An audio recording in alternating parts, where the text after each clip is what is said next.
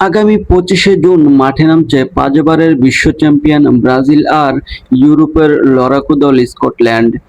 Group পর্বের এই ম্যাচটি শুধু 3 পয়েন্টের লড়াই নয়, এটি হতে পারে গ্রুপের শীর্ষস্থান নির্ধারণের ম্যাচ এবং নকআউটের আগে আত্মবিশ্বাসেরও বড় পরীক্ষা।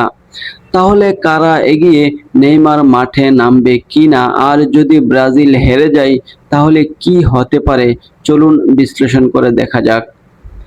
ব্রাজিল ইতিমধ্যে গ্রুপে ভালো অবস্থানে থাকলেও এই ম্যাচে জয় তাদের গ্রুপ চ্যাম্পিয়ন হওয়ার সম্ভাবনা আরও বাড়িয়ে দিতে পারে। অন্যদিকে স্কটল্যান্ডের জন্য এটি আরও বেশি গুরুত্বপূর্ণ, কারণ তারা নকআউটে যাওয়ার লড়াইয়ে গুরুত্বপূর্ণ পয়েন্টের প্রয়োজন অনুভব করছে। তাই দুই দলই আক্রমণাত্মক মানসিকতা নিয়ে মাঠে নামার সম্ভাবনা রয়েছে। অনেকের মনে প্রশ্ন জাগছে, ব্রাজিল যদি হেরে যায় তাহলে কি হতে পারে? পরাজয় মানেই বিদায় এমন নয়, তবে হারলে গ্রুপের অবস্থান জটিল হতে পারে এবং নকআউটে তুলনামূলক কঠিন প্রতিপক্ষের মুখোমুখি হওয়ার সম্ভাবনা রয়েছে।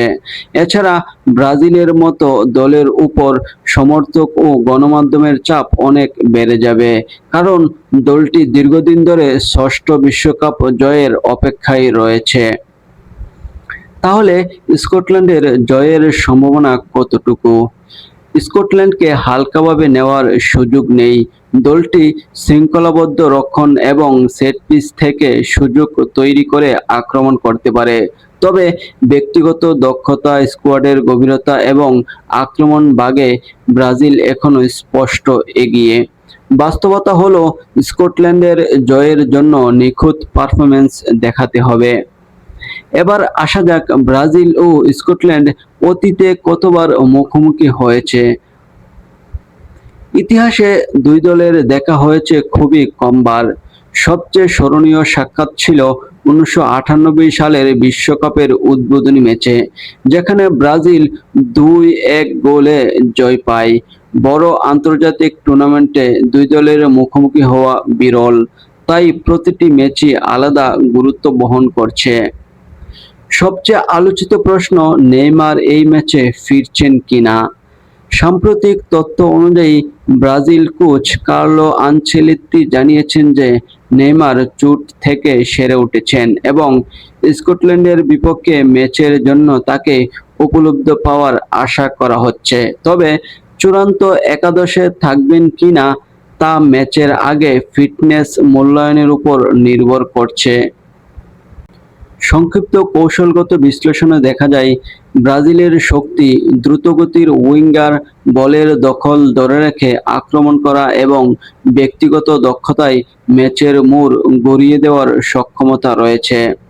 অন্যদিকে স্কটল্যান্ডের শক্তি সংগঠিত ডিফেন্স, শারীরিক ফুটবল, কাউন্টারে অ্যাটাক ও সেট পিস থেকে কার্যকর হওয়ার চেষ্টা। যদি স্কটল্যান্ড প্রথম গোল করতে পারে তাহলে ম্যাচ অনেক বেশি প্রতিদ্বন্দ্বিতাপূর্ণ হয়ে উঠতে পারে। এখন জানবো সম্ভাব্য ফলাফল কি হতে পারে। কাগজে কলমে ব্রাজিলই ফেভারিট, তবে বিশ্বকাপে অঘটনের ইতিহাস নতুন নয়। সম্ভাব্য ফলাফল হতে পারে ব্রাজিল 2, স্কটল্যান্ড 0, অথবা ব্রাজিল 2, স্কটল্যান্ড 1। আবার স্কটল্যান্ড যদি রক্ষণে অসাধারণ পারফর্ম করে তাহলে 1-1 গোলে ড্রও অসম্ভব নয়। এবার এমন একটি বিষয় নিয়ে কথা বলবো যা অনেক বিশ্লেষণে আলোচিত হয় না। বিশ্বকাপের গ্রুপ পর্বে তথাকথিত ছোট দলগুলো প্রথম 20 মিনিটে যদি বড় দলকে গোল করতে না দেয় তাহলে ম্যাচের চাপ ধীরে ধীরে ফেভারিট দলের উপর চলে যায়। দর্শকদের প্রত্যাশা, মিডিয়ার চাপ এবং জয়ের বাধ্যবাধকতা তখন তাদের সিদ্ধান্ত গ্রহণেও প্রভাব ফেলতে পারে। স্কটল্যান্ড যদি শুরুতে রক্ষণ ধরে রাখতে পারে তাহলে ম্যাচের শেষভাগে তারা চমক দেখানোর সুযোগ পেতে পারে। তাই 25শে জুনের এই ম্যাচকে শুধু ব্রাজিল বনাম স্কটল্যান্ড হিসেবে দেখবেন না। এটি হতে পারে বিশ্বকাপের সেই ম্যাচ যেখান থেকে নতুন গল্প, নতুন নায়ক এবং নতুন ইতিহাসের জন্ম হতে পারে।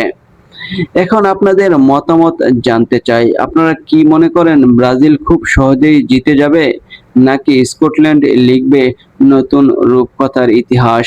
কমেন্ট জানাতে ভুলবেন না। দেখা হবে পরের ভিডিওতে। সবাইকে ধন্যবাদ।